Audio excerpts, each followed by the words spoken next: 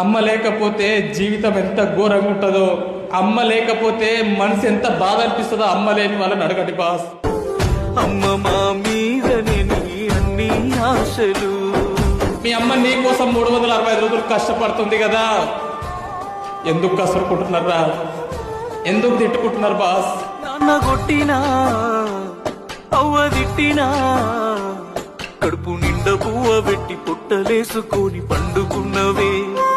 5 నిమిషాలు అమ్మ పక్క కూర్చొని తిన్నవా అమ్మ?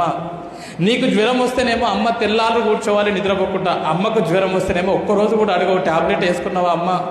హాస్పిటల్కి వెళ్దామా అమ్మ? ఏమన్నా తిన్నావా అమ్మ? వస్తే మెట్టలే నువ్వు కుదబెట్టినవే, కొత్త బట్టలే మాకు కొని పెట్టినవే. ఉదయం నుంచి సాయంత్రం వరకు అన్ని పనులు చేసి పాపం జ్వరం వస్తే పిచ్చి దానిలోకి ఒక్కతే పడుకోవాలి, కానీ నువ్వు మాత్రం ఏం అడగవు.